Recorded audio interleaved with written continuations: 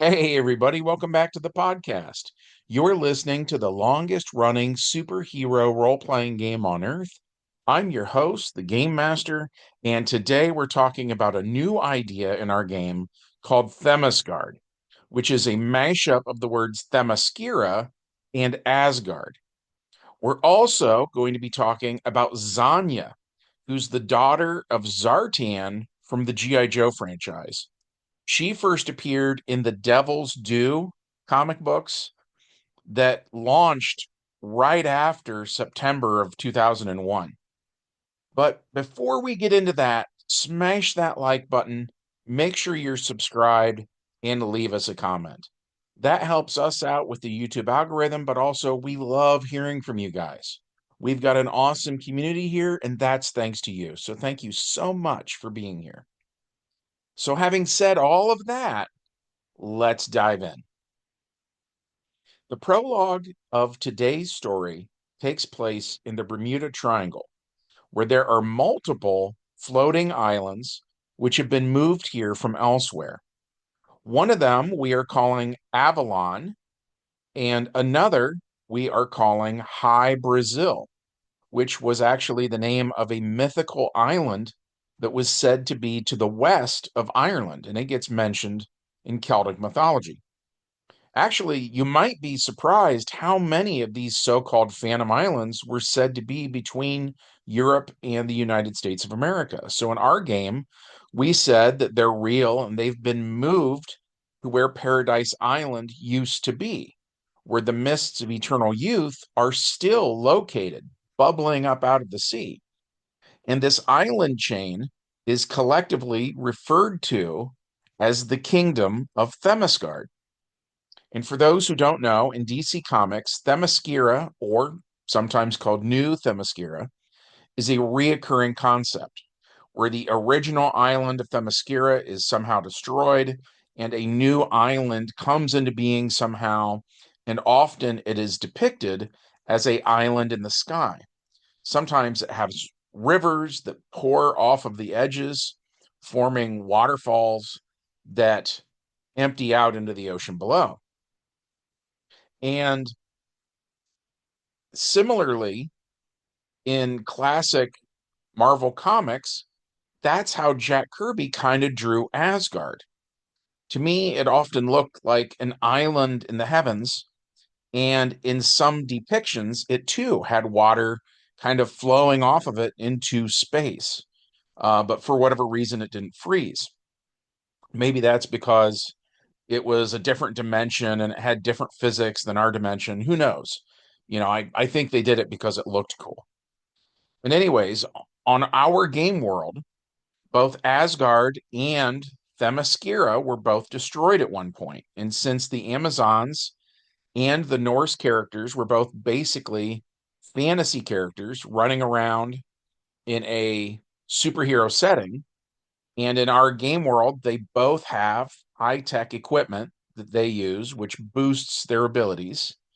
And they both have this sort of chariots of the gods sort of thing going on. We had decided to combine the two groups in our game into one big group in sort of like a Elseworlds or What If kind of a way.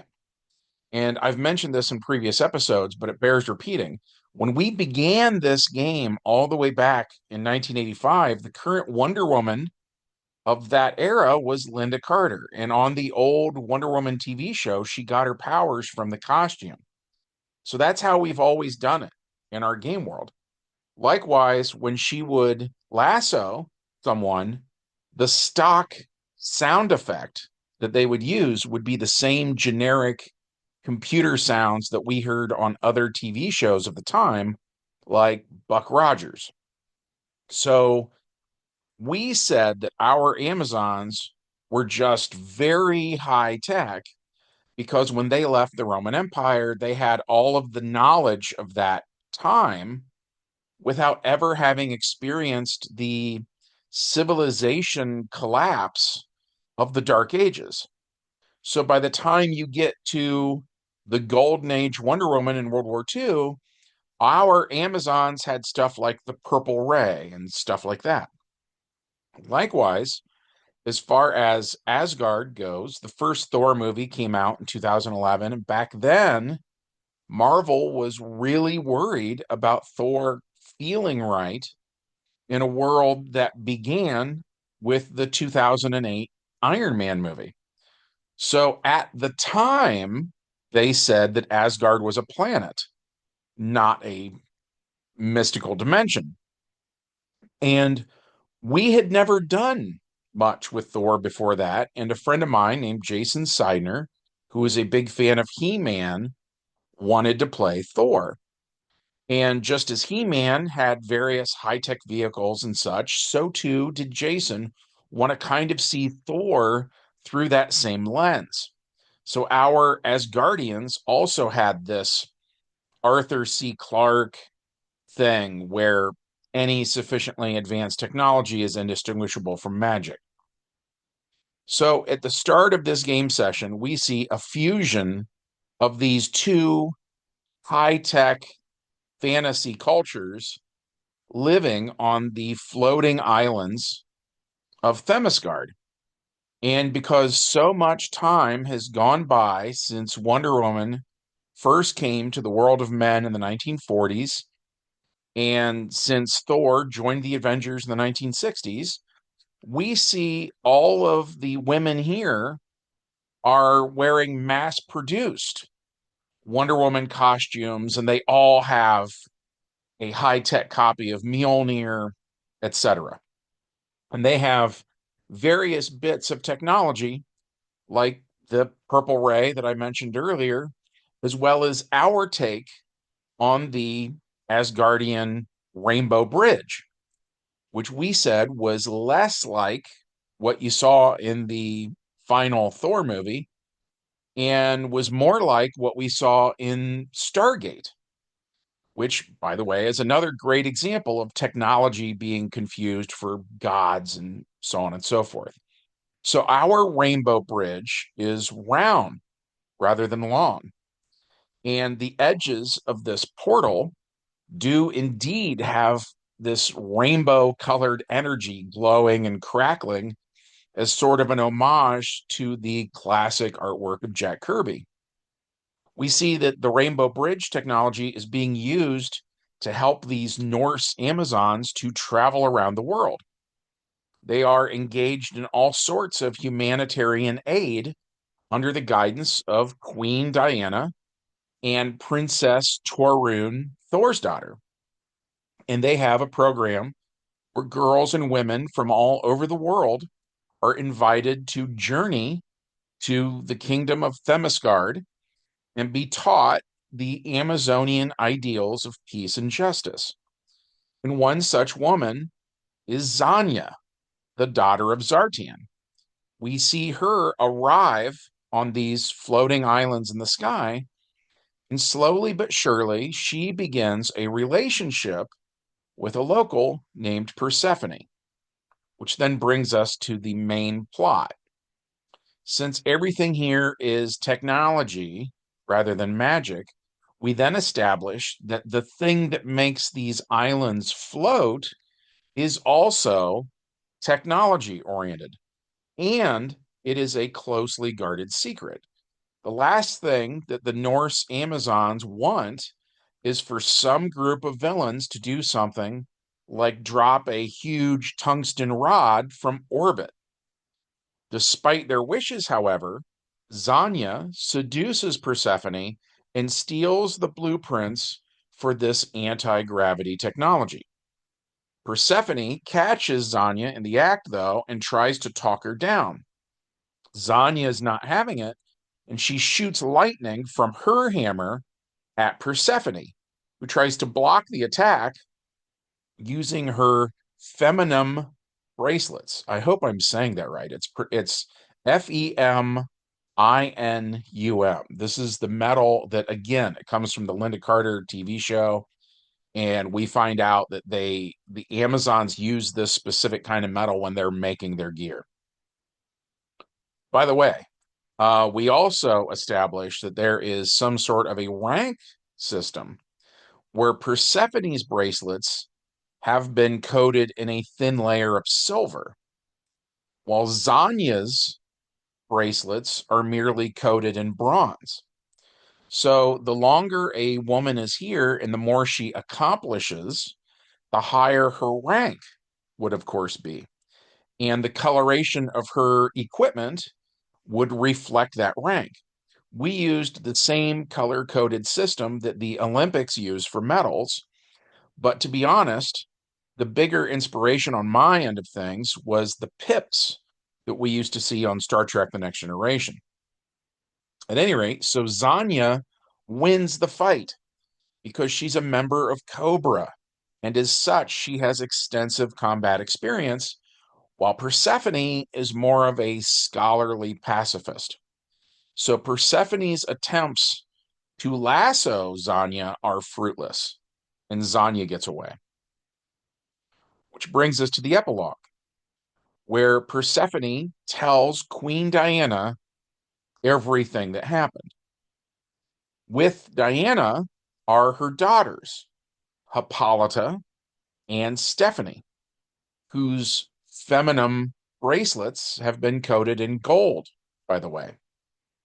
They end up taking Persephone to Washington, D.C., to a building called the IADC, which stands for Interagency Defense Command. Here, they enter a secure room containing the Information Retrieval Associative Computer, or IRA for short. The government has all sorts of technology not available to the general public, of course, and IRA was a form of artificial intelligence that the United States government had all the way back in the 1970s. And as such, it is very happy to be reunited with old friends.